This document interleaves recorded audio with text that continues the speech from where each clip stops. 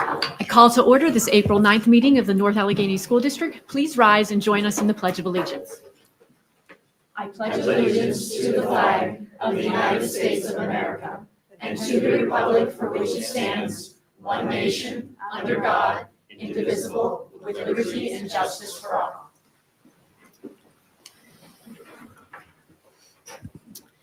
Starting with our calendar review, we had an executive session for a personnel matter before this meeting. This evening, we have our BCIT curriculum review presentation and also a proposed final budget presentation.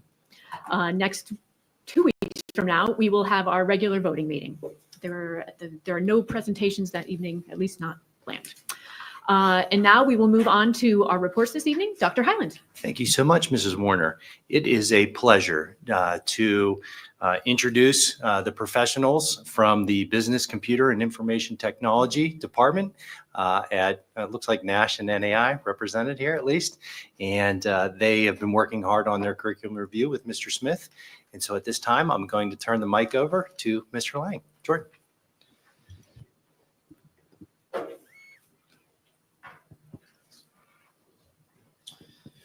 Good evening, everyone. Thank you, Dr. Hyland, School Board, for allowing us to present our report. Before we get started, a few people that I would like to thank. Mr. Smith, thank you as our curriculum instructor for guiding us. It's been since 2016 that we last had our curriculum review. So to have him leading us, explaining the ins and outs of the process has been really helpful. I'd also like to thank our students, because they have been our driving force throughout this process. We've always had a student-focused curriculum in mind. So to have them, thinking about them at all times has really helped in that process. I'd also like to thank our administration, Dr. Harding, and all the administrations in all of our buildings. They've always supported us really well when talking about BCIT and our curriculum and supporting our efforts. And finally, most important, I'd like to thank our team. This is the entire BCIT team. We've all had a part of the curriculum review process. Every single member that's here, and names are up there, really their efforts were second to none. So I thank all of you for helping out and participating and being a part of our team in this review. I know it's cliche to say there's no I in team, but this group, it's really everyone is at the same goals and focus, and we all strive to give the best business curriculum that we can for our students, and that's always something that is exciting to work with. The process for tonight, I'm going to explain a few things about Act 35, which really drove our curriculum review process. I'll talk about some key milestones that we had throughout the process. Mr. Chris Sestilli will present our BCIT major recommendations. I'll explain our action plan and the implementation timeline for these steps. We'll then discuss the recommendations and how they support our district strategic comprehensive plan, and we'll conclude with some comments and discussion. So Act 35. Act 35 states it requires all school districts beginning with the 2026-2027 school year, and in each school year thereafter, to provide a mandatory course in personal financial literacy with a value of at least 1/2 credit. Students shall be required to complete the course once during grades 9, 10, 11, and 12. So when this passed in 2023, Pennsylvania was the 25th state to make financial literacy a graduation requirement. Since then, currently, there's 27 states that will require financial literacy to be a part of their high school graduation. We've been focused on this for quite some time. Back in our review in 2016, we actually added the course Personal Financial Literacy as an elective, as an opportunity in an area that we saw needed to be addressed in our students. We feel that education at both the high school level and the collegiate level do such a great job preparing our students for the jobs and their workforce, but there's so few opportunities that are required to help them once they get that job to live with their, how to live with the paycheck that they receive. So this is something that we've been looking at for quite some time now. And we've been involved in this process even with the state. We had a member of our team involved with the creation of the state standards, with the Pennsylvania Department of Education. Those standards are personal finance fundamentals, income, spending, saving and investing, risk and insurance, as well as credit. Now, these areas we find are extremely valuable for students to have knowledge in this area, especially in today's world where every single one of our students are going to need these skills in life somewhere moving forward. Already at North Allegheny, our financial literacy course hits a lot of these standards. So we feel like we are already, one step ahead in the course creation. We also are really proud of the work that has been done over the last 9 or so years with the course running. And we feel like taking that next step to make it a mandatory course will provide a lot of opportunities for our students moving forward.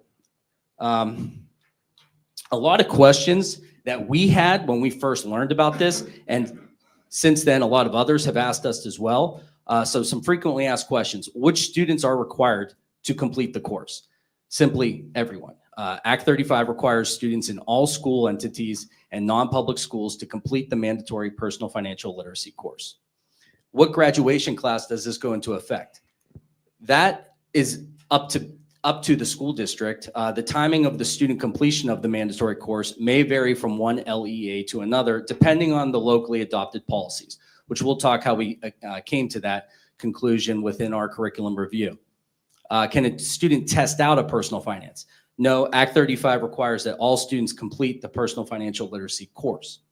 Can the course be taught at the middle level for high school credit? No, Act 35 of 2023 specifically states the course must be completed while a student is in either grades 9th, 10th, 11th, or 12th. And finally, how can students with an IEP meet the course requirements? And for students receiving modifications and adaptations to the general ed curriculum per their IEP, the content of the course may be adapted and or modified to complete those requirements. So with that in mind, that Act 35 really set us on our path for our curriculum review and what we wanted to achieve. But even still, at first, we kind of took a step back within our department and we did a SWOT analysis to see where our strengths and weaknesses, opportunities, and threats. When we did this, we noticed some key priorities really emerged. Financial literacy was one of them, but as Mr. Sestilli will talk about our recommendations, there were some others that came to light. A great opportunity for us was meeting Kevin Morrow from the Pennsylvania Department of Education. We really wanted to understand Act 35 in depth. If we were going to take on this challenge, we needed to understand it as well as anyone else. Having that meeting with him really set the tone for things that can, should, and would be done. We met with the North Allegheny Special Ed Department and understanding that this is a course required for everyone, and students with an IEP, a GIEP, all need to take the course. Understanding how they look at the course and things that they might need as it comes to content, course creation, curriculum modifications, all of that was discussed and taken into effect. When we met with them, we were given resources to use, and we really look forward to the opportunity as we create the course and implement it to use them as a resource collaboratively to see what's best for our students. One of our most successful times together as a team was our stakeholder engagement town hall. This was back in December. It was at the Barrel Center, and we brought individuals from all over the community in to discuss topics of financial literacy. We had community bankers, university professors, financial literacy advocates. We had former students, we had parents, local business representatives, we had administration, we had our math department, family consumer science department, school counseling, as well as our team. These discussions that we had were so powerful.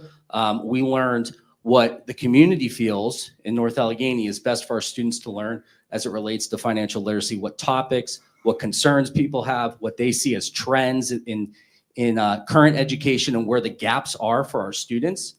We took a ton of research from this meeting. We debriefed, and we are using that to further our students' curriculum.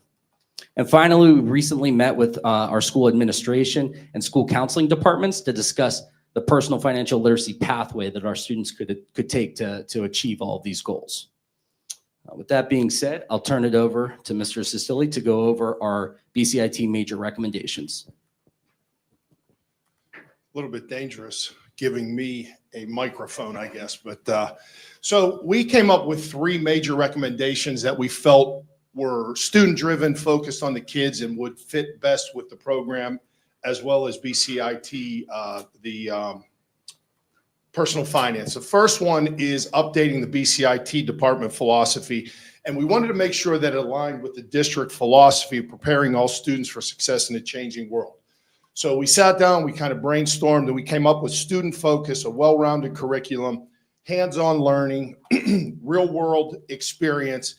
And the big thing is we want to expose the kids to things that they're going to face in the future, whether that be within the global economy here in the United States. But we want to do that by incorporating all of our business fundamentals, marketing, entrepreneurship, all of those things, but also develop critical thinking skills, leadership, self-advocacy, and specifically career readiness, because it's kind of what we think we do well in preparing the kids for the future. The second recommendation is implementing the PA financial literacy course taught by members of the BCI department. And I have to be honest, when we knew this was state mandated, we got kind of excited because we felt it fell into our area. And so once we were faced with that, we realized it was 2020, the 25, 26 school year that it'll start the graduation class of 2030, and it was going to be mandated by the state. So our approach was not to just check a box off and say that we do this. We wanted to figure out a way that we can do this best for the kids. So what we did was we sat down together. We looked at the existing staff, what it would take to staff the mandatory classes and how we could accomplish that, and then where to incorporate it, which quite honestly would be 10th and 11th grade, we feel is kind of the fit. We wanted to combine our existing personal finance class that right now Jordan teaches with the state standards to kind of give the kids something very big. And some of the things that we felt really fell into line: project-based learning, real life experience, prepare the kids most importantly for the financial decisions of the future, like setting a budget, learning how to create a banking account, a checking account, savings, investing, all of these things that we came to find out the state wants incorporated anyway. So a lot of them we already have in play. The third one is, once we did that, we had to get to enhance the current curriculum that we have. And so in essence, we've done a total audit of our BCIT department. We've looked at every class, how it's taught, all of the standards, everything else. And we have, or we're in the process of revising and updating a lot of those. And again, trying to expose the kids to the things that are going to help them and matter most. At NAI, some of the things we felt would be good: we're going to streamline the intro to business class. We're going to shorten it to a semester, because there is a good component of that that covers financial literacy. So we can remove that. The kids will get that in the financial literacy or the personal finance class, and we can make that a semester course. At NASH, what we've done is we've looked at all of ours, and there are some aspects that we can combine. Things like information science, cybersecurity, and web page design, we can incorporate into one class. Another example would be management and entrepreneurship. We can combine that into one class. We're analyzing our office applications classes to see what we can do with those. But most importantly, what we're doing is we're streamlining so that we don't have to add a lot of personnel, and the kids are not going to lose an opportunity to take any class or get exposure to anything that we already have. And that was very good. So this full update is going to make the kids, we believe, more prepared for the future. It's going to expose them to more things, and definitely should help them moving forward, whether it's college, the job force, trade school, whatever it might be. The last component is enhancing the middle school curriculum. And we were talking this afternoon. I remember being on the middle school committee 10 years ago, maybe, and it never really got passed through. But what we have the opportunity to do now is take our keyboarding class that is taught in the middle school and change the name. First of all, we're going to call it BCIT 6. The hope is to expose the kids in middle school to the laptops so that when they get to 8th grade, their transition to the laptops in 9th grade will be a lot easier for them. Because quite honestly, we know we get them in 9th grade and they haven't been exposed, some of them, to the laptops. And so this might make it a little bit easier. Some of the additions to the middle school curriculum, things like digital literacy, citizenship, digital well-being, safety, which we're all concerned about, word processing, spreadsheets, and then presentation software. And the nice part about it, they work with a software called EduType. It has components of each of them, and then they'll have the opportunity using Google Docs, using Word, different things that way so that the kids get an idea of not just EduType.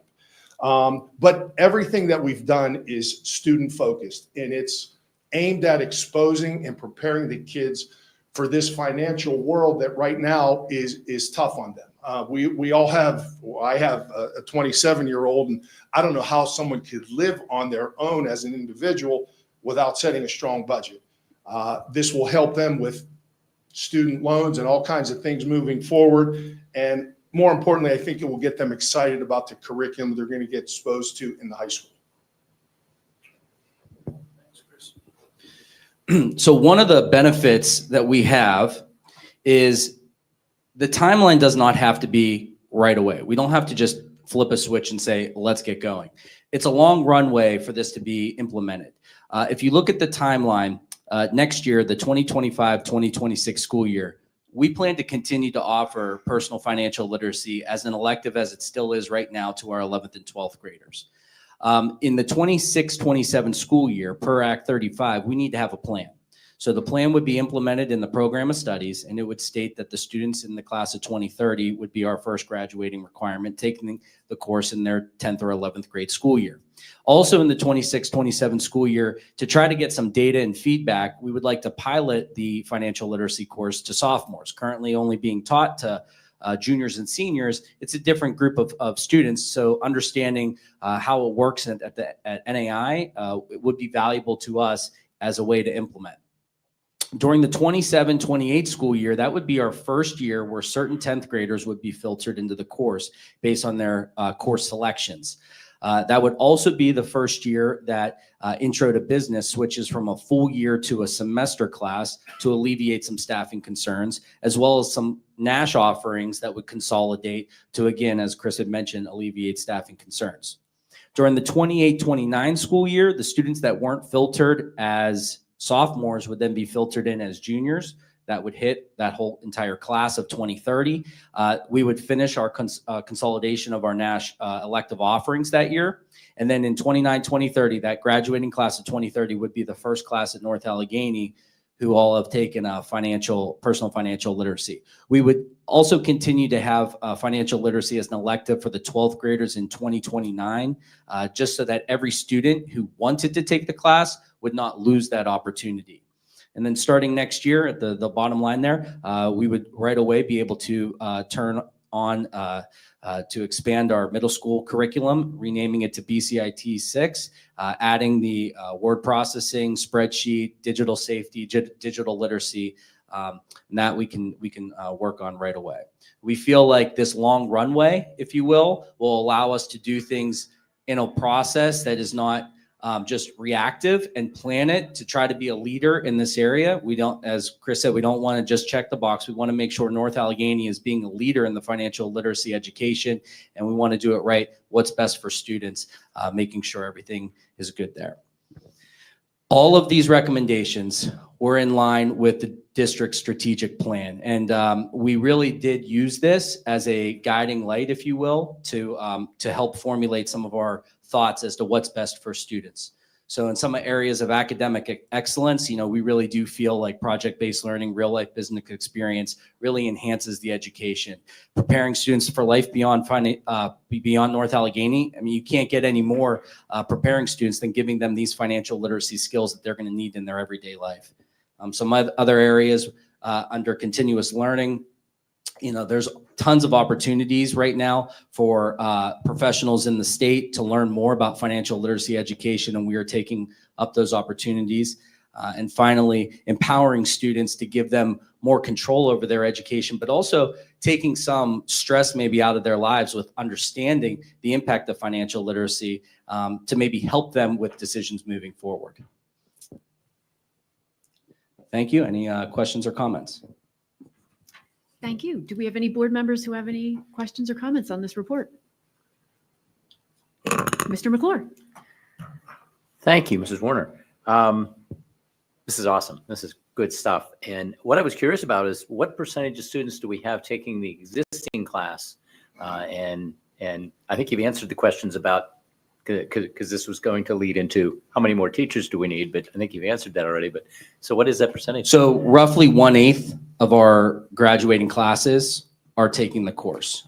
We have, give or take, 100 and somewhere around 120, so maybe a seventh, you know, if we're just rounding, are taking the elective in either 11th or 12th grade. So there would be an increase in the number of students who select that, who would have that course.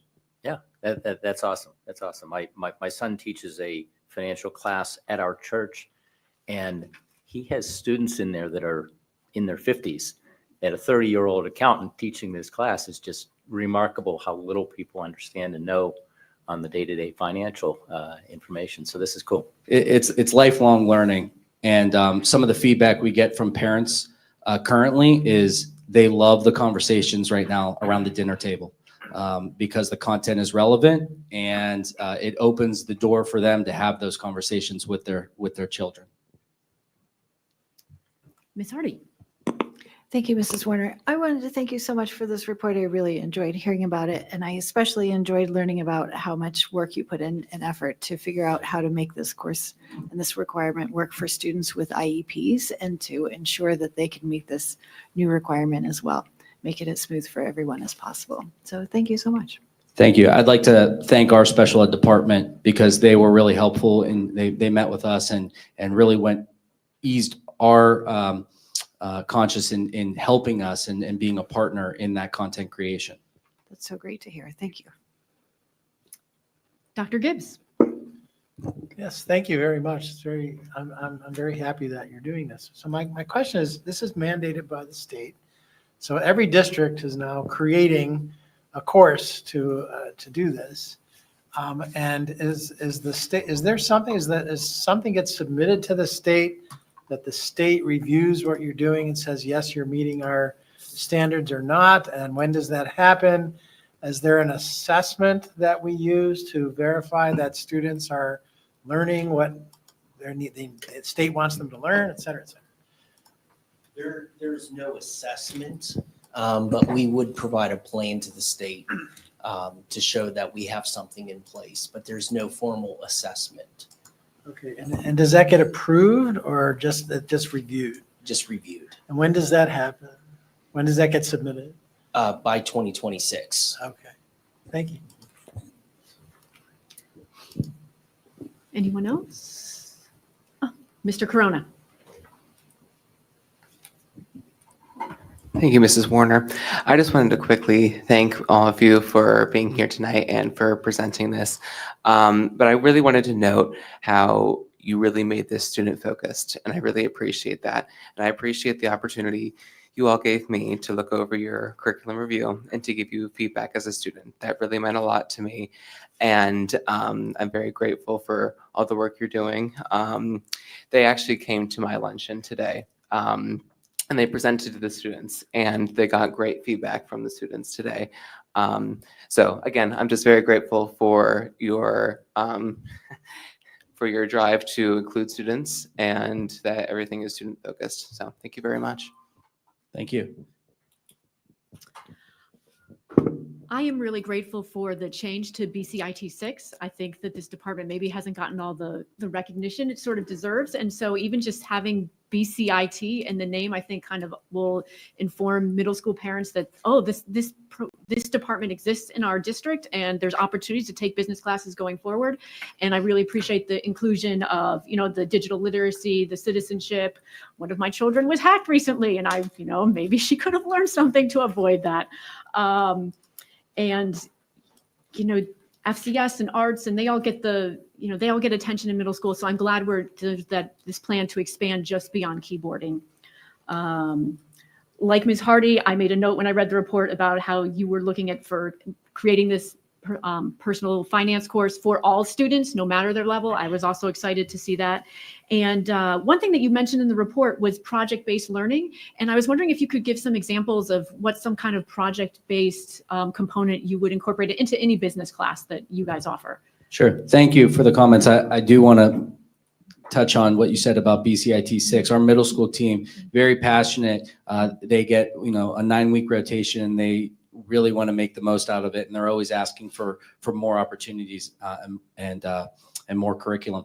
So project-based learning, Mr. Sestilli recently did we take as many opportunities as we can to relate real-world connections to our classes. Being in the business department, there's always something, current events are always on the forefront. We try to, do new experiences all the time. One thing that was successful last year for our students was the connection to the North Allegheny Transportation Department.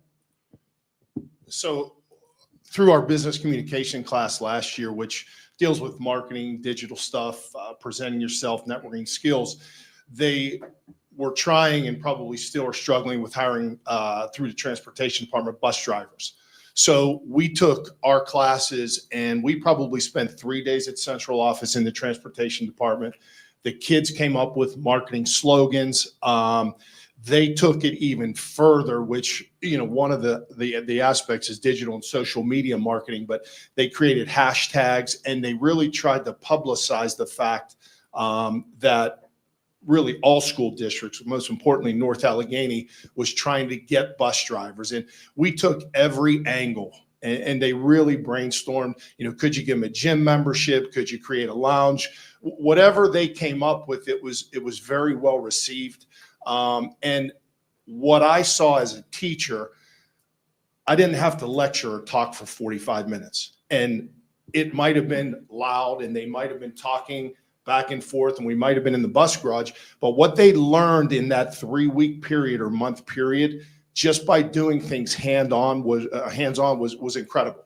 And they still to this day talk, hey, Mr. Stelly, remember when we took the school bus over and we borrowed the tiger costume from Mr. Bizzuto and they were taking pictures driving the bus in the tiger costume. So to see their excitement about things and really see what they may be interested in the future, what was really, really good for me as a teacher. And so all of us try to brainstorm any type of project-based learning and pulling the community into our department and really exposing our kids to as much real life stuff as we can, because really, our job is to prepare them for the future. What better way than to bring people in or take them out, even better, get them out of the school classroom or the campus and let them experience it hands-on. Yeah. One other thing, during our town hall, we had members of the community and a lot of them, whether they were local banks, local car dealerships, they all wanted to partner when we did start the course to, hey, come on over and let's talk about car loans. Hey, let's talk about interest and how that works. So having those real connections is very meaningful. So and what we found with our business community, all you have to do is ask, and they are very excited to get involved with the kids, which is great. And a lot of times you don't even have to ask, they're offering, hey, is there anything you need? Can we do anything? What supports do the kids need? Thank you. That's great to hear about that project from last year with the transportation department. And I look forward to seeing what future ideas you guys are going to do, because I think you're going to be having more kids taking business classes. I had some doubts about this personal financial literacy, not necessarily the course, but about the state mandating it. And Mr. Corona invited me to his principal luncheon today, and I learned a lot. And it really came across to me that this is not just checking a box for you guys, and I'm really excited about that. And another thing that I learned from that coffee or the luncheon today was it really does seem to me that grades 10 or 11 probably are the ideal times to offer it. But I also have some concerns about students who go to Beatty and it takes up their whole afternoon, and I want those students still be able to take the It's hard for them to fit their stuff in because some of them want to do band and ROTC, and it's just hard to fit those in. And we have other students who one of the great things about being in a large district like this is we have so many electives, and some of those electives are what get kids up in the morning and get them to school. A lot of other electives are the ones that help kids decide what they want to do when they go to college. And as a parent, I'm really happy my one kid figured out, I don't want to do computer science because he took that class, but he took engineering classes and that's where he wanted to go. And so I want kids to have those opportunities to do what they love and to learn what they want to do in the future. So I hope that even though I think I agree with you guys that 10 or 11 is the best time to do it, whether we can look at maybe some other options for maybe offering it in 9th grade so kids still have the opportunity to take those full year electives at Nash or to go to Beatty. I know I personally in my high school offered summer school, and it was a great opportunity to take a semester class. I would love to see NA explore something like that just to give kids more options, because even though I think this is great that the state is doing it and that you're going to do such a great job implementing it, but there's only so much room in people's schedules, and it feels like something has to give. And I'm wondering if we could look, and that's not your job as the BCIT department, but maybe as a district as a whole, we can look at, are there other ways where we can just make this new requirement work for kids? Because I think that's important. And I think with our plan of having a long runway and not just, hey, let's just run it and see what happens, we can really analyze some data over the next couple of years to figure out what is best for our student body. Like we kept saying, we do really have them in mind, and we understand how important electives and all that, and talking with our school counseling to figure out what is best for our kids. Yes. I love a good graph with a timeline on it. And so I appreciated that long runway and how you made it visible in your plan. So thank you all so much. We really appreciated you coming here this evening and talking to us about your department. Job well done. Thank you. And now we move on to our next report of the evening, and that will be our proposed final budget presentation. Thank you very much, Mrs. Warner. I'm going to turn the mic over to Mr. Hauser. As the board knows, has been down this road before. By law, we have to, the school district has to put forward its proposed final budget presentation. As you know, in the fall, we've already kind of given a preview of where we were from a budgetary and fiscal perspective. And I'd like to thank Mr. Hauser and especially his team for the work that they do behind the scenes. The North Allegheny is a beautiful vehicle, and the reason it's able to run is because it has an engine with a budget of about $200 million. And I think it's really important to make sure that that engine is working as efficiently as it possibly can. And hats off to his team. And I also want to compliment Mr. Hauser in his willingness to, I wouldn't even say willingness, I would say eagerness to work with the entire administrative team from executive council all the way down to the building level to make sure that he is getting a full understanding of what the needs are for our students and for our staff. And also keeping in mind that we do have a strategic plan and we have key performance indicators, and those are guiding principles for the proposed final budget that you have before you. So I'm going to stop talking so that you can get going.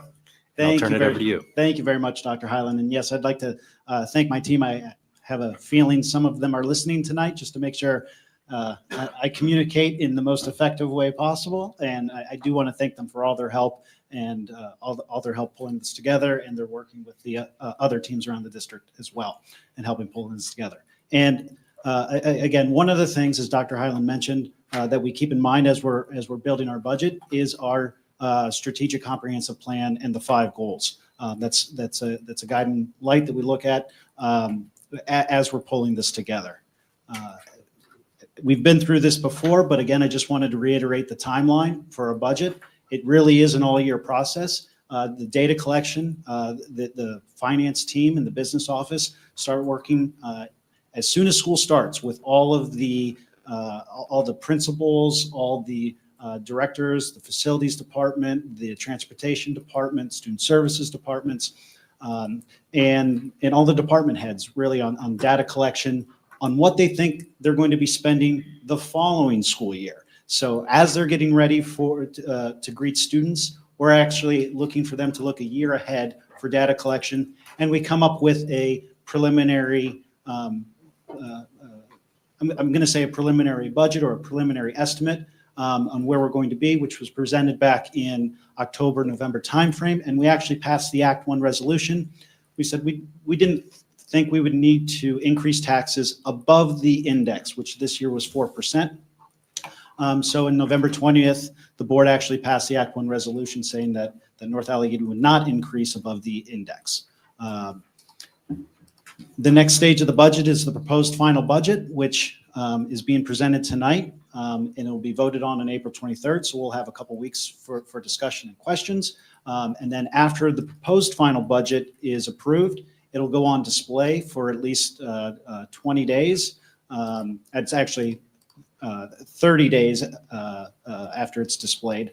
But there's two rules. It must be approved at least 30 days after and displayed for 20 days after approval of the proposed final by the state. So the vote is actually scheduled for June 11th, 2025, and then it would take effect on July 1st. So the first slide, we'll hit the highlights right away. So the 25-26 proposed final budget, the millage rate, the proposed millage rate is going to be 19.74, which is no change from last year. So that's the number one point. No change in the millage rate for next year. The total revenues of $203.7 million and total expenditures of $204.3 million. So roughly about an expected $578,000 deficit, which over the course of next year we'll try to make up to be a break even. And again, we're at 0.28% of budget of that estimated deficit. The projected ending fund balance assigned and unassigned will be roughly $28.3 million, just down about $500,000. Just for some statistics on this slide, the estimated district assessed value, assuming a 1% growth rate, which isn't final yet, is about $6.59 billion. That's the assessed value. The market value is probably closer to 10 to 12 billion, but the assessed value that would be taxed, that's taxable, is about $6.59 billion. The average district residential assessed property value is about $254,000, and the estimated value of 1 mil is about $6.5 million. Something that we don't know at this point in time would be the homestead farmstead exclusion. That'll be provided by the state in May. We're estimating it to be about $218 per household, per homestead. So as we're pulling the budget together, there's a lot of key assumptions that we go to from the revenue side. I'm not going to go through all of these. The main one that we focus on is really that assessed growth rate, which we're assuming a 1% in the current year. To date, we're at 0.75%. We track this on a monthly basis. We're at 0.75%. We still have some time before the final blotter comes out from the county to get to that 1%. There is a little bit of risk there, but we think even being at the 0.75, it's not going to materially impact the final budget. So as we gather all these estimates, we were able to come down to the $203.7 million. Something to note on this slide is really the pie chart. And this is something that I really want to hit home on is if you look at the pie chart, roughly 76% of our funding is actually locally driven, of which 62% is the current real estate or the funding received from the millage rate. And then another 14% is other local revenue. That includes interest, earned income, deed transfers, et cetera. But that is the biggest portion of the pie. The state funding represents roughly 23 to 24%. And that's really driven from a basic ed subsidy, which is just an allocation from the state, basic ed and special ed, and then a reimbursement of our PSERS and Social Security costs. So for every dollar that we spend on PCERS, the state actually reimburses us 50 cents. So the larger our payroll is, the larger PCERS expense is, the larger that state funding goes. And then we have federal funding, which we're estimating about $3.1 million, which represents just about 1 to 1.5% of our funding.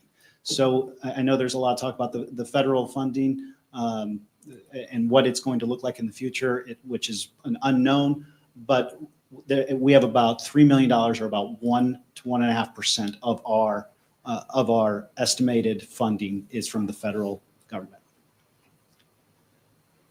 As we move forward to the expenditures, again, we are working with the teams across the district really year-round on a budget on what they think is going to be the spend for the following year. Are there any one-time purchases that are going to take place of textbooks? What do we think the run rate of third-party transportation? Are we going to be able to bring anything in-house? Are we going to have additional routes next year? From a facilities perspective, what do we think water is going to cost? What do we think electric's going to cost, right? What have the rates done? Same thing from a supply side, right? What's our historical run rate on supplies? Is there anything major that's going to be occurring in the current year, or is it the typical stuff that we buy year over year, and is it still needed? From the tech services side, what types of software are we going to be needing? What licenses are up? Is it a 3-year license? Is it a 1-year license? So we're going through all of those purchases and expectations for the following year. And after going through these discussions and working with everybody, we came down to about $204.3 million is what our estimate's going to be. And again, looking at the pie chart, the biggest factor of this is going to be your people cost. About 75%, 75.6% of our estimated cost is salaries and benefits, right? So that's another thing. One of the major things that we work with is the HR team. What are we going to need next year? What staffing needs are there?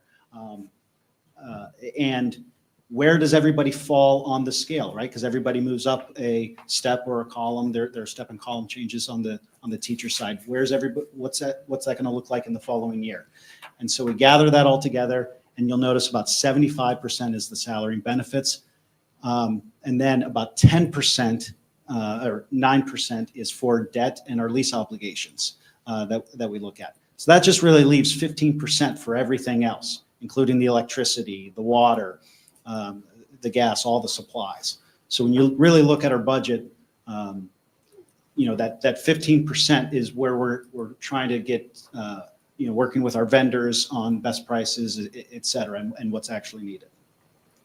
But again, as we pulled all that together, we were about $204 million for expectation for next year. And that's what leads us, that's what brought us to the about $580,000 deficit. And the impact on our fund balance, and these are using March 31st, 2025, estimated fund balance as of June 30th, 2025 of $28.9 million, coming down to 28.37. Now, if you look at the unassigned, that's actually going up about $150,000. And that's really because we are, as the swaps start to fall off, some committed funding for the swaps start to fall off, that actually gets moved over into the unassigned column, as well as some less, just a few $100,000 of lesser assignments for debt service and PCERS. So our actually unassigned balance moves up just a hair. In looking at where we're at with in 24-25 at 19.74, there are 41 comparable districts in Allegheny County, and the average millage rate across those 41 is actually 24.98 in the current year. So next year, we're expecting that to rise as some districts make their decisions about millage rates for next year. So we are actually about 21% lower than the county average currently. So we would expect that number to increase, holding rates at 19.74 going into next year. And right now, currently, we're also the fourth lowest of the comparable districts of the 41. I was going back in history, so we've had 3 years at 19.74. One more year would be a fourth year at 19.74. I went back in history at our millage rates to see when that last occurred, and it was in the, A, if it ever occurred, and B, when was the last time. And it did occur once before, and it was in the early to mid 1990s, the last time that millage rates were held for 4 years. So that's something that we think we've been able to do for this next coming school year. So then the next steps, again, the board has the full listing of the detailed accounts. Over the next couple of weeks, if there's questions on specific accounts, we can walk through them. And then the final or the proposed final vote would occur on April 23rd. And then we would be able to update that to the final budget for any changes that become known over the next month or so. We'll receive the final county blotter. If there's any savings from any debt refunding that's expected to come up, we'll incorporate those changes. And then the adoption of the final budget is scheduled for June 11th, and then it would take effect July 1st, 2025. There are also 2 appendices, which I will not go through in tonight's meeting, but that's actually the state form of what the budget looks like. It's the PA 2028. It's a little bit confusing to read unless you know exactly what you're looking for. That's why I wanted to summarize it in a PowerPoint slide, but that is attached as well. So with that, I'll take any questions or comments. Thank you, Mr. Hauser. Does anyone have any questions? Dr. Gibbs? Thank you very much. As always, your presentations I find very, very clear and easy to understand, so thank you. I had a question. Later in our agenda tonight, there is an information-only item about approval and adoption of new textbooks. And I remember you telling me sometime in the past that textbooks can be very expensive. And I'm wondering if the budget projection includes the potential cost of those textbooks. Yes, so if we look right here under the details, so under the supplies, you'll notice an increase year over year on supplies. That's right where the textbooks go in. So that's one of the things that we work with administration and the different teams and the different departments on is, okay, what's the timing of your textbooks? Because these are typically large one-time purchases. Right. So we want to make sure that they're included and we've got them timed correctly. Sometimes they're just estimates. Sometimes if we have an actual quote, we'll put the actual quote in. So it really just depends. But yes, you will see that we do include textbooks, and one of the reasons for the increases in this line item is for the textbooks for next year. So there are three different books that are proposed here. I just want to make sure that that's been Okay. taken. And we'll double check exactly which ones they are and the timing of it. Okay. Okay. Thank you. Yep. But that's something that we'll double check to make sure that it's incorporated in. Any other questions? Mr. McClure? Thank you, Mrs. Warner. I think I know the answer to this, but as we look at our millage rates and the assessments, now you've got a 1% increase in there year over year. And I think we've been higher than that in the past. The common level ratio issue has been at the crux of that. Is there any insight about potentially an Allegheny County tax reassessment on the horizon? So at the moment, I don't have any information on that. That's something that we're watching closely. I don't have anything definitive on that. So, but that is definitely something that we are keeping a very close eye on. And as I mentioned earlier, one of the largest assumptions that we use is that growth rate on assessed value on the revenue side. And the common level ratio has caused a reduction in that over the past couple of years. And if you notice, our revenues expected to increase 2%, while our expenses are expected to increase about 2.9%, right? So eventually, that needs to even out. And part of the reason was that drop in that common level ratio.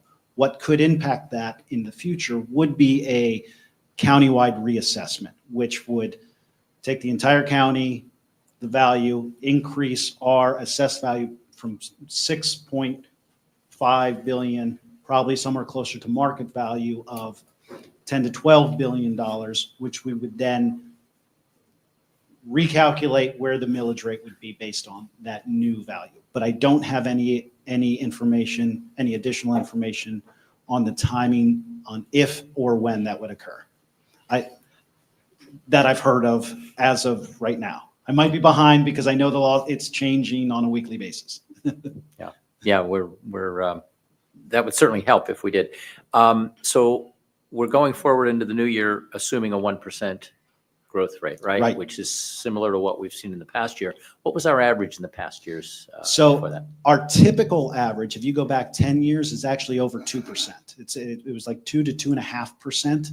But these last couple years, right after the common level ratio it dropped from 85 to 54 virtually overnight. And that it caused some serious topside pressures for every school district. And that's why Pittsburgh Public actually ended up suing or taking the county to court and try to force them into a reassessment. And that's really what we're watching to see how that, what comes of that. So realistically, we might be optimistic and say it could be greater than 1%, which would be awesome, and that would make up your $500,000 deficit. Right. Does that deficit impact us as we're looking in the coming couple of years with some big projects? Does that $500,000 deficit impact our bond rating then? That $500,000 deficit, I don't believe will impact our bond rating going into from a negative standpoint. It will not impact us going forward. I actually had a discussion with the rating agencies recently, and actually it showed them a $500,000 loss, and they did not seem to take that into account for any negative impact. Okay, thank you. Yep. Anyone else? I would like to piggyback on Mr. McClure's question. And so assuming the court case gets dragged out, there's no county reassessment, how confident are you in this growth number? And again, we're at 0.75%, right? So if we don't make it to that 1%, the impact is roughly $300,000. okay. Okay, so that's what we're talking about. So materially, we're not too far off. And like I said, there are some other unknowns. There could be some potential savings on a bond refunding that might be able to help offset that. That'll become known in the next month or so. Okay. So I don't need to, it doesn't need to keep me up at night, at least right now. It's not. Yeah. It's not keeping me up at night. Okay. Because Good. again, we're being at Mhm. 0.75, Mhm. we're pretty close to that 1%. We Mhm. still have Mhm. a month left. And going forward to next year, you think 1% is reasonable and you're So the following year, Mhm. that You're okay. But for Yeah. the budget, this because would we're be behind this current school year, right? Yes. And then we're predicting, we're using 1% for next. So what it is, it's the 1% that's occurring right now Mhm. that goes into the May blotter that we utilize for our assessed value to send our tax invoices out. Okay. So that one, Mhm. so I don't know exactly where it is until we get the blotter of what tax invoices the tax collectors would be sending out. So I'm assuming it's going to get to the 1%, but if it doesn't, it would just be a little bit short. I don't think it's going to go over, but then the following year, anything new for the following year, any growth that actually occurs in fiscal year 25, 26 would then go into the 26, 27 tax invoices. Now, we would also collect some interims and some additional in 25, 26, which we've estimated, but we'll see where that goes. We're trying to get to the 1% and just really in the over the next month. Okay. And you bring up another point that I think about, Mr. Hauser, is, you don't have all the information yet, not just on this growth number, but on so many things. Correct. And you're making this budget, and our current budget, the forecast is running, slightly ahead. Correct. And it is, you are 0.01% off what you predicted. And I just think like kudos to you and your team for doing that with a $200 million budget. You're like, what is it? It's the current forecast is what, like 67,000 ahead. We are forecasting, it is tight. Yeah, it's tight, but what a great job you do predicting this. And so when I see this, and even 500K, 600K, the deficit you're predicting for next year is only 0.28% of our budget. So just because our district is so large and the numbers are so large, that 578K may seem like a lot, but really you are running a tight machine here, getting these numbers, and I'm very grateful for that. Those jumped out at me when I read through the presentation. Another thing that jumped out at me was the PCERS increase this year is small, but how the anticipated increase over the next 7 years is 13%. Correct. That's a huge increase. And I realize that's over 7 years, while it's the 0.29 is just 1 year. It's a gift that just keeps on giving. Really frustrating to see that we still have to anticipate moving up to 38% for the PCERS. I appreciated you mentioning that, 15%, only 15% of our budget is really where we have a lot of wiggle room, because the rest is the 75% for salaries and benefits and the 10% for debt service. I really appreciated how you put on there our fund balance as a monthly expenses is just 1.66. It's the equivalent of 1.66 months of expenses. Correct. And I know a fund balance is not exactly the same as like an emergency fund or something, but I think it helps to think of it in those terms sometimes, because you can look at that fund balance and see what a large number it is, but it's really less than 2 months of expenses for our school district, because Correct. we spend so much a month.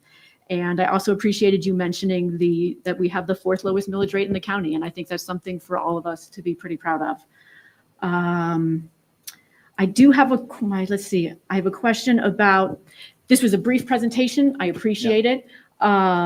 But I know sometimes we have presentations that we look out 5 years, and I know there's times where that's important to do. And I know when we do look out 5 years, those the expense and revenue lines get pretty close and may start to cross. Correct. So I just wanted to know, we have some large expenses coming up. In general, our expenses are increasing. Does this budget position us well for future success, considering upcoming renovations and inflation and all those kind of things? This budget buys us a year and gives us time to reassess of what would happen, what's going to happen in the economy, what's going to happen just overall as we look into the future. So for next year, again, I think this budget we are positioned well after this budget to look into the future. It doesn't hurt us, let's put it that way. But as we go into 26, 27, there will be additional discussions that would need to take place. Great. As more information comes to light. Yes, that is what I wanted to hear, because I'm also very excited to see no proposed millage increase this year. But I also want to make sure we're set up for future success. And I guess my last question is, what do you worry about the most?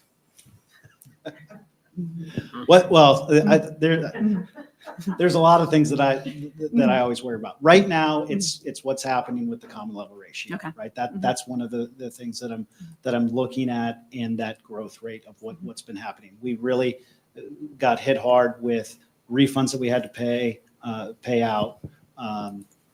And just, I think it's settled down, but it has been something that's occurred over the last, 3 or 4 years and really hit us hard, but we were well positioned for it over these past couple of years to kind of take that hit.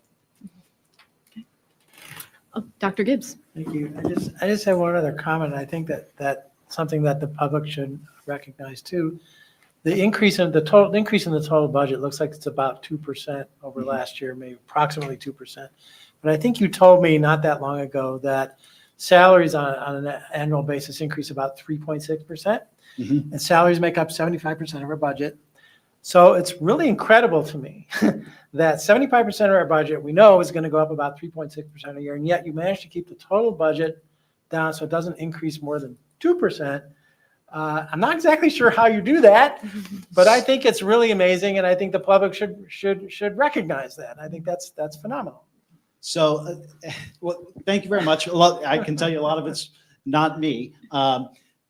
There is some other factors that go into that, and that is where the employees are on the scales and the timing of it. So when we look ahead at where employees are on scales and when bump steps occur, et cetera, that's something that we have to take a very close look at. Because again, on average, if there's not a lot of employees moving to a bump step, or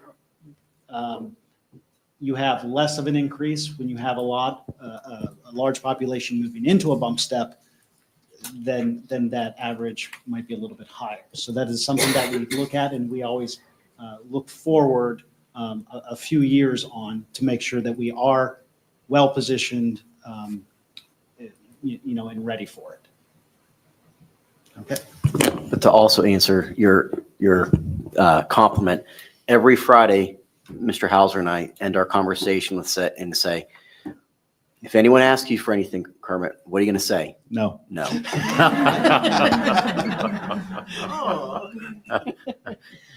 Mr. McClure. Thanks again, Mrs. Warner. I think amongst those around the table here, you've been coming to meetings a long time. Mrs. Blackburn's been here for 12 years, I think. I'm in my 10th. What I can say pretty conclusively is that most of the folks sitting here weren't here before Mr. Hauser, and have an appreciation for the depth and the quality of analysis and predictions and work that has gone into this. This is really a remarkable effort, and we're really blessed to have this level of information and reliability with as you noted, a tiny variance. Yeah. So thank you very much, Mr. Hauser. Good job. Thank you. And again, I can't do it without the team. The team does a lot, but thank you very much. Mrs. Blackburn. Thank you, Mrs. Warner. I'll double down on that. I was here when our budget was over $8 million off, I will say. So as you pointed out, the minuscule amount is pretty amazing. So good job on that. Thank you. I could not agree more. And I do hope your team is listening online, because we really do appreciate the whole finance team and the work they do. I wish Ms. Raygard could have been here this evening, because I would have liked to see if she could do like a party trick where we gave a budget category and she listed off the number for us. She could do it in no time I flat. bet she could. But thank you, Mr. Hauser, and your whole team. We really appreciated the presentation and all the work you do. Thank you. And let's see, now we will move on to our student activities report. Mr. Corona and Ms. Faber.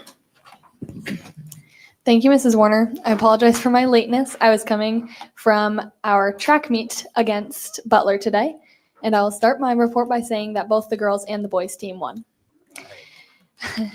The student council continues planning and hosting events for both students and staff with the help of our large and active council. This past week, we've spent time filling eggs for our Easter scavenger hunt before break. Our 25-26 student council elections are underway at both NAI and NASH, so we wish all of our candidates good luck. NA Pickles hosted a pickleball tournament on April 4th in the NAI gyms with snacks, drinks, and prizes. All proceeds went to UNICEF. Today, April 9th, in the NASH cafeteria was North Allegheny's longest table.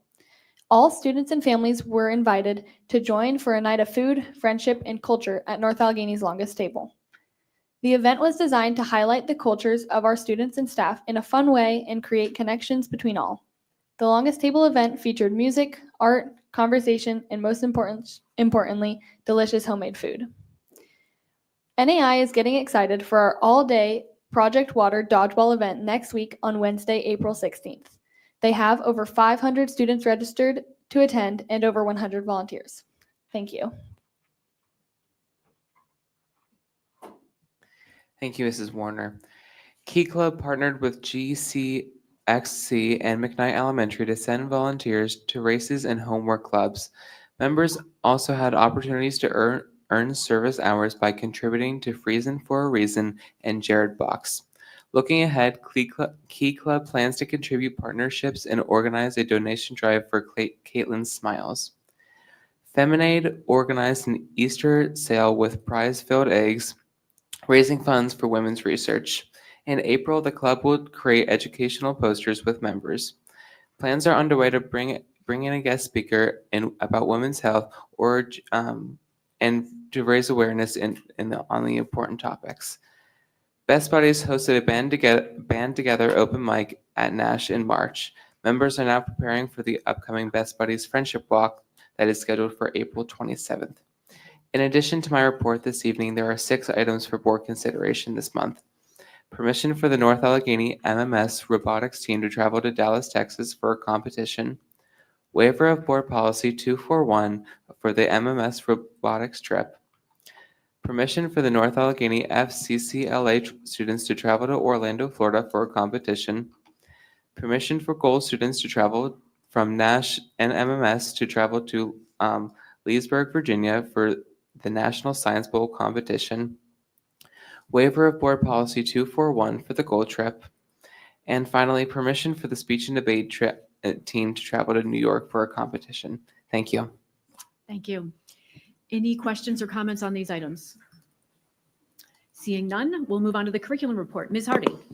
Thank you, Mrs. Warner. This month, there is one item for information only in the curriculum report, and it is a notification of the textbooks the board will be voting on next month that will be placed on display and available for the public to review here at Central Administration Office for 30 days before the board votes on them next month in compliance with Board Policy 108. Some details on the books. The World Language Department is getting a new German book, an AP French book, and an AP Latin book. For the Health and Physical Education Department, a new middle school health textbook. And for the Math Department, a AP Pre-Calculus and Trigonometry book. Thank you, Mrs. Warner. Thank you, Ms. Hardy. Any questions or comments on this item? I will note that Mr. Corona invited me to the principal luncheon, and one of the comments from a student was about a marketing textbook that still talked about the importance of advertising in newspapers. And there's no BCIT books on here, but that's part of something going forward. And so I think, to me, it just highlighted the importance of making sure our textbooks are up to date. And now we can move on to our finance report. Mr. Weniger. Thank you, Mrs. Warner. This month, there are 6 items for action and 2 information-only items. The actionable items are the student expenditures for February 2025, the accounts payable list, budget transfers, technology equipment financing, the UKG Ready Time Management System, and the 25-26 proposed final budget, which we just heard Mr. Hauser's report. And the information-only items are the ending cash balance for March 31st and the 24-25 March forecast. Any questions or comments on these items? The March forecast for this year, we're still showing about a $1.1 million surplus, which is great. There's, I think, been some positive movement. I'm stretching my memory past several months, but I think, we're running not favorably in some of the third-party transportation costs, but I think that's come down a touch from maybe we were projecting before. So we're still in the red, but maybe not as bad as what we were thinking. Yeah, that's correct. We still are running unfavorable, but it's Mr. Mergen and the transportation team has been doing a great job of trying to bring as many routes in-house as possible. That's what you want to comment. Yeah, we have been able to not only bring a couple of our routes back in-house, but a lot of expenses that we were expecting for homeless student transportation, the Kenny-Vento students. We've been able to incorporate a lot of that work within our own routes as well. So that's another unexpected savings that we realized. And then the UKG Ready Time Management System, I mean, it's kind of a back-of-house thing, but just an upgrade to our current systems just for really payroll and time entering management and stuff like that. So should help streamline some of our back-of-house functions as well. So. Anyone else on these items? Okay, then we can move on to Ms. Britton Dozier and the Human Resources Report. Thank you, Mrs. Warner. We have 9 voting items in the HR folder this month. The items include resignations and retirement, appointments, wage and status changes, leaves of absence, recognition for additional education, supplemental contracts, administrative consultant, insurance renewal for Sun Life Financial, and insurance renewal for UPMC Work Partners. Any questions or comments on these items? Yes, please, a few comments. In item number 1, resignations and retirements, there is a significant retirement that I'd like to highlight. Jay Nestor, the lead custodian here at COA and Carson Middle School, who also assists on our daily needs, but also anything that's needed for the board meetings, will be retiring. And he has served the district for 22 years and will be missed. And I'd like to thank him for all that he's done for the district and wish him the best. Relative to the insurance renewal with Sun Life, this is for a 3-year renewal at the current rate for the district's life insurance, accidental death and dismemberment insurance, and long-term disability insurance. Sun Life is a long-standing partner with the district, and we appreciate the rate hold. And for item number 9, the insurance renewal with UPMC Work Partners, this is for the annual renewal of our workers' compensation insurance benefits. And while we haven't received the final renewal amount, it's estimated to be about $10,000 more than last year's premium, which reflects roughly a 3% increase. The district has experienced very favorable renewal rates and reductions for several years as a result of claims management and also lower instances of work injury claims during the COVID years. This renewal rate is a fair increase based on our normalized claims data. And while the board agenda includes a placeholder for the workers' compensation insurance and estimated an increase of around $10,000 or the $3,000 increase, we learned today that the final numbers look like we're going to be closer to $8,500 instead of the $10,000, which is a 2.7% increase. So that is very great news. Excellent. Anyone else? I did not realize, I did not know Mr. Nestor's last name. So Jay Nestor is Jay who works here and will be clearing up all the chairs you're sitting in this evening. And I know earlier this year we had gotten an email from a parent who was just so thrilled with the help he had given finding a lost item in the Carson, I think, gymnasium. And just he is always so pleasant and wonderful to work with, and gave me his phone number in case I ever needed anything if I'm locked out of the building. And what a wonderful employee, and he will be sorely missed. But I wish him a great retirement. Any other questions or comments on human resources items? Okay, then we can move on to property and supplies. Mr. McClure. Thank you, Mrs. Warner. So there's 4 items for consideration next week. The first is the approval of the senior high gymnasium sound system. The second, weight room improvements at Nash. The third, recoating and striping of the track at Newman Stadium. And the fourth, a consultant agreement with SiteLogic. Any comments, Mr. McClure? Yes, ma'am. The first 3 items are all things we've talked about. They're all budgeted capital items that are anticipated and expected, although rarely cheap. The sound system comes in right at budget. The weight room equipment is actually, interestingly, about 50% of the $65,000 budget. Recoating and striping of the track is $159,000, and I understand that that's at budget too. The last item is probably the one that's the most exciting, I think, personally. SiteLogic was introduced to us. It was a meeting that you attended, Mrs. Warner, and Mr. Weniger and I were there, as well as others, with this company who is being proposed to be hired as the construction manager for our projects that'll continue for the next 5 to 7 years. Getting a company like this on board now is really going to be helpful. And what's unique in their meeting, which was really very instructive, I'll use his quote, they consider themselves to be relatively disruptive with the architects. We've dealt with issues through the years on these construction projects, and architects get certain ideas, and it'll be good to have someone who's a third party, who's not an architect, directly or not a part of that group to keep the pressure up and keep our interests forefront. So this is pretty exciting.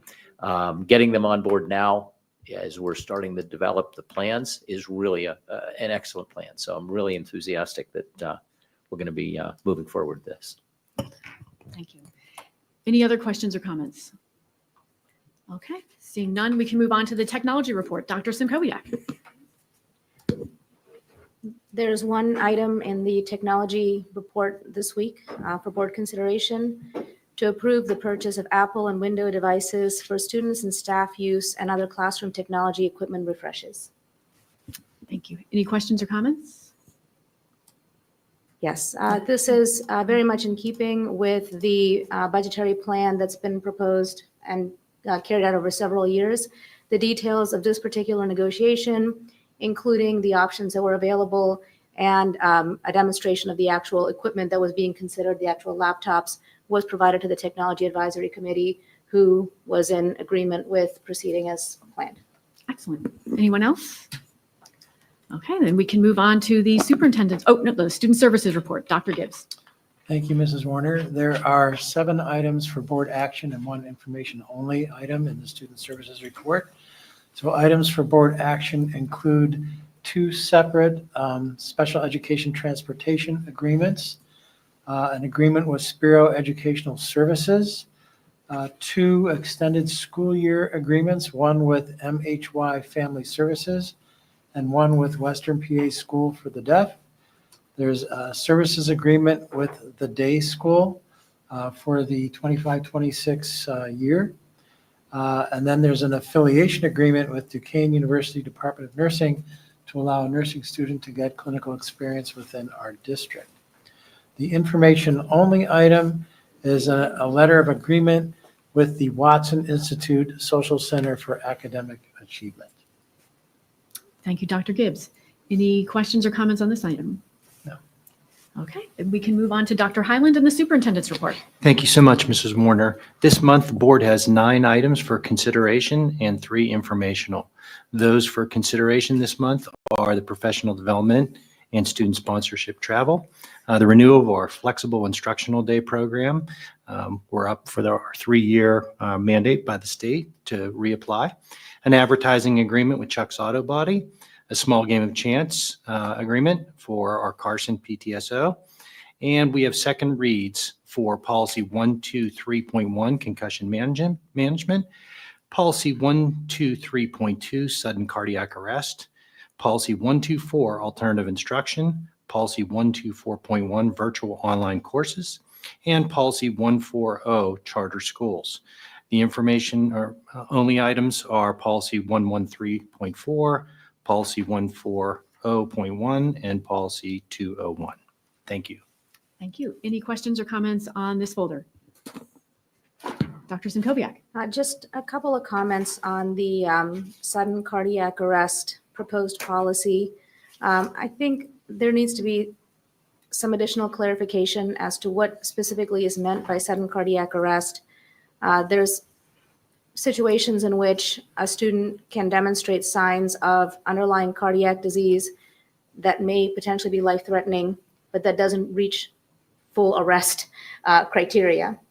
And also there was some clarifications with regard to the types of professionals who are able to assist in such a situation. And I think right now we have it limited to physicians, nurse practitioners, and cardiologists.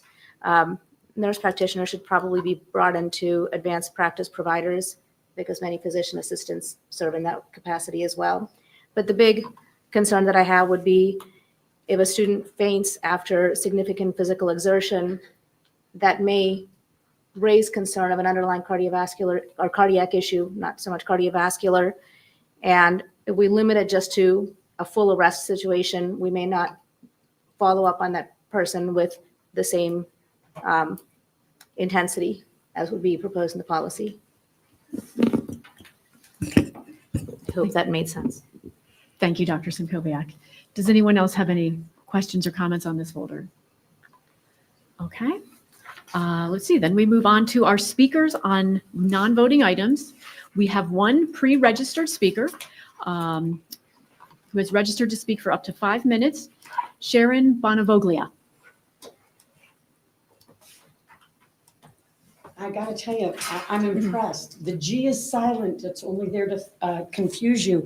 But that's one of the best pronunciations I've ever had from somebody who's never seen that name before. Thank you. My name is Sharon Bonavolia. I live on Stuyvesant Road. I'd like to start by thanking all the members of this board for stepping up to serve in a thankless job that actually costs you money in the form of campaigning to do so. I think Mr. Rogers would be very pleased with that kind of service-oriented heart. There are a few of us around my block who have Protect Trans Kids signs in our yards. One of them has theirs on a corner of the road that's hard to see from their home. Their sign has been stolen several times. And then shortly after, they also receive unsolicited religious material speaking against rights for the LGBTQ+ community. I love Mr. Rogers, and I miss him dearly. And when I am out of town and I'm asked where I'm from, I often say from Mr. Rogers' neighborhood. And I think sign stealing would not be an activity supported by Mr. Rogers, who was an ordained minister. I watched the video from your last board meeting and thought it best for the entire board to hear from at least one person in full support of the NA policy allowing students to use the bathroom that aligns with their gender. As a retired school teacher who had a few transgender students in my 26-year career, I know the importance of keeping these very vulnerable students safe, both physically and emotionally. I also find it laudable that you offer students, like the boy who spoke at the last meeting, with the option of using the nurse's bathroom if they so choose. Change is hard, and it is part of the learning process to give all students opportunities to do hard things, especially in the service to more vulnerable people. That's what a healthy community does for each other. It's what Mr. Rogers was always encouraging us to do. So I do not doubt that boy's discomfort, and I know that the discomfort he feels may well lead eventually to positive growth in his understanding of the danger trans students might feel being forced into entering a bathroom that does not conform with their gender. On the other hand, I was utterly disappointed and disillusioned to hear the comments of a local pastor who would espouse the illogical notion that transgender people only identify that way to achieve what he called special privileges. And that would explain the increasing number of transgender folks. Perhaps he had not considered the growth in kindness and understanding by a larger portion of our society about transgender issues, making it a little bit less scary to be publicly known as transgender. Transgender youth are so much more likely to be bullied and to engage in self-harm, but you know this, as is evident in your policy. Thank you for your kindness and concern shown for one of the most vulnerable groups of your student population. And I strongly encourage you to continue to give the students who struggle with this policy the opportunity to grow into the kind of neighbor Mr. Rogers would be proud of. Thank you. Thank you. That was our only pre-registered speaker. Is there anyone in the audience who would like to speak on any topic for up to 2 minutes? Ms. Wedding. Hello, Melinda Wedding. I live on Center Oak Drive. I am proud to be Sharon's neighbor, a person who does keep one of those signs in my yard that she spoke about. And I just want to say all of us deserve to feel safe in our schools and communities, regardless of our religion, our race, immigration status, how we provide for our families, or how we express ourselves. It can be hard to understand what it means to be transgender, especially if you personally have never met a trans person. Extremists are attempting to use our differences to spread dangerous lies about the trans community for their own political gain. It's normal and common to have questions, but we can all agree that trans people of all ages should be treated with dignity and respect, the same as everyone sitting around this board table, in this boardroom, deserve and expect. And I just want to say, you know, I hope that you guys, everybody in this room, the administration, the board, continues to prepare students for success in a changing world, like you always have. So thank you so much. Is there anyone else in the audience who would like to speak on any topic for up to 2 minutes? Mr. Harrison.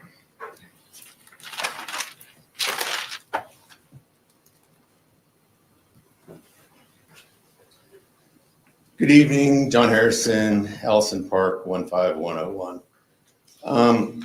In going through this, what's going on with finances within the district, under Section G, property and supplies, subsection 3.